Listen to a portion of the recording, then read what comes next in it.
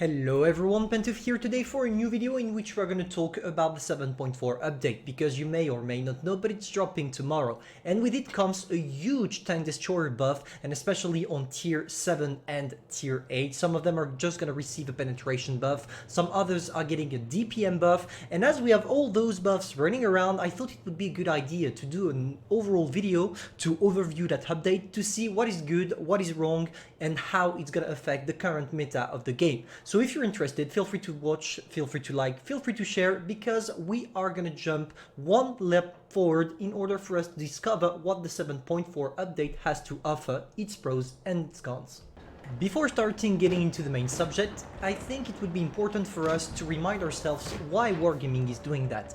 As you all know, back in the days, maybe 5 or 6 updates ago, Wargaming decided to put a huge buff to the HPs of heavy tanks, and as time passes by, it seems like Wargaming is putting into the game stronger and stronger heavies. For example, we have the Emil 1 at tier 8 for the Swedish, we have the Annihilator at tier 7, we also have the Krantwagen at tier 10, and all those tanks are quite impenetrable when it comes to armor, and therefore maybe Wargaming wanted to help a little bit new players to make it easier for them to penetrate, and also to increase some characteristics about tank destroyers, and especially some focused one, for example the Jagdpanzer IV or the AT-15, and they really wanted to improve those characteristics to make those tanks shine again. Because let's be honest, AT-15, AT-15A and the Jagdpanzer IV, even if the Jagdpanzer is actually a good tank, but overall all those tanks, you nearly never encounter them in battle, simply because we have premiums but also tech 3 tanks that are doing the same job but in a much better way. That explains probably why Wargaming wanted to do that, and I gotta be honest, on this I totally agree with them. That would be cool to see like a comeback of all those good old tanks that we grew up with when we were a small community and not a pay-to-win one. The main question we need to answer first is, what are those changes about? Because if you watch Wargaming official video about the 7.4 update, they are literally telling you that they are buffing all those tanks and that they will have more penetration, more splash damage, more alpha damage, but if you dig a little bit into the update, that's not really how they planned it. At first I was like everybody else, I watched the 7.4 update video and I thought, wow, okay, so at tier 8 they are literally buffing the penetration and the average alpha damage of 8 tanks, which is quite massive considering that at tier 8 we already have a lot of tanks that are really good, and I was like, damn, they are adding even more tanks that are becoming alpha once again, and the chaddest tanks of all. And after I digged a little bit and I went on Blitz Anger, and you're gonna see after this replay I'm gonna show you what I mean by Blitz Anger, but it seems like Wargaming is not buffing those tanks the way you think. They are not buffing the top gun. For example, if you run around with the ISU-152, you will not get even more penetration to wreck your opponents, and honestly that would be pretty useless, because with this tank you already have a top alpha damage and top alpha penetration. No, what they intended to do, and they forgot to tell it in the 7.4 update, and I think that's the main subject, is that they are buffing the stock guns, or maybe the in-between gun between the stock one and the full one. You will not receive huge buffs on bigger guns, or at least the full guns. It happens, don't mind me, on some tanks, but it reduces the list to only 5 to 6 tanks. So definitely nothing to be really hyped about driving your ISU-152 to the battle in order for you to penetrate a Krantwagen frontally. That's not gonna happen. The main thing we gotta talk about is probably all those tanks that are the tortoise, the Jagdpanzer VIII, the AT-15A, AT-15, AT-7, and pretty much all the AT line. Let's first talk about the whole line, which is the AT-1. They are receiving both a penetration buff, but also an alpha damage buff, because they go from 190 alpha damage to something like 225.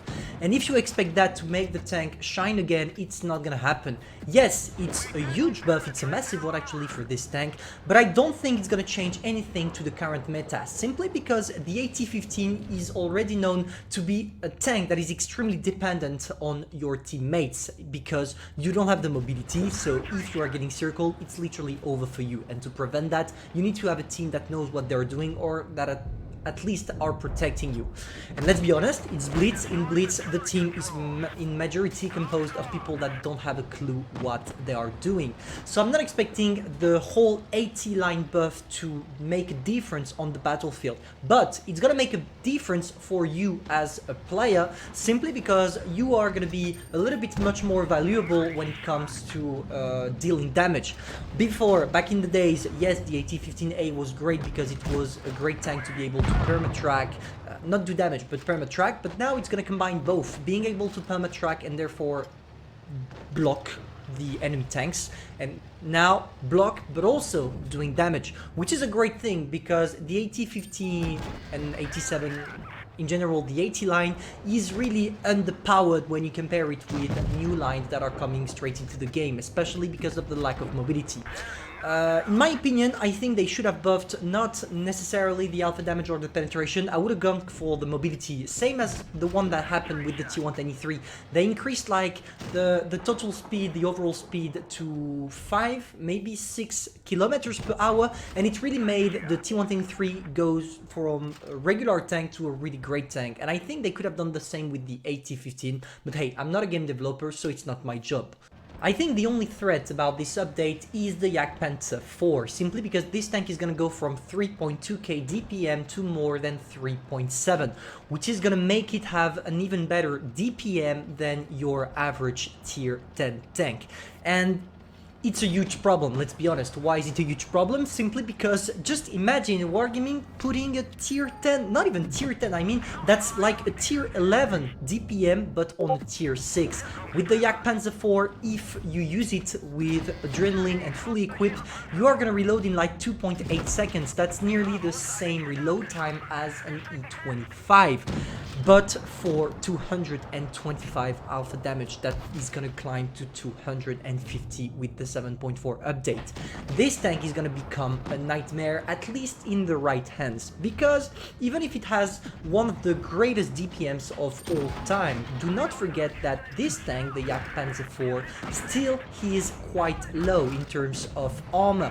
Usually when you shoot this tank, you are gonna destroy at least 2 modules and maybe knock out 2 mates, and that's pretty much how I think Wargaming is trying to balance it. But the problem is, and I think that's why it's gonna be broken, everybody tend to play their tank destroyer by camping, and that tank is becoming excellent at camping because it has one of the greatest camos at tier 8, but also one of the greatest guns ever implemented in this game. It's gonna be a nightmare if you can spot it, but as soon as it's gonna be spotted, everybody will focus you because they will know your DPM is completely broken. So I don't really know how the tank is gonna perform yet. I might do a review on the tank as soon as possible tomorrow, just to react to it and really see if it's broken or not. I just want to tell you that you shouldn't hate on Wargaming if you hate what is happening to the tank destroyer. We gotta give them a chance to see if their analyze and their balancing of the game is gonna work. Waiting for that, I'm gonna stream tonight with you guys. If you enjoyed, feel free to subscribe, like and share, and I really want to know what you think about this update, and especially this buff that is occurring on the Jagdpanzer IV, so feel free to tell me in the comments, and I'm gonna see you soon for a new video.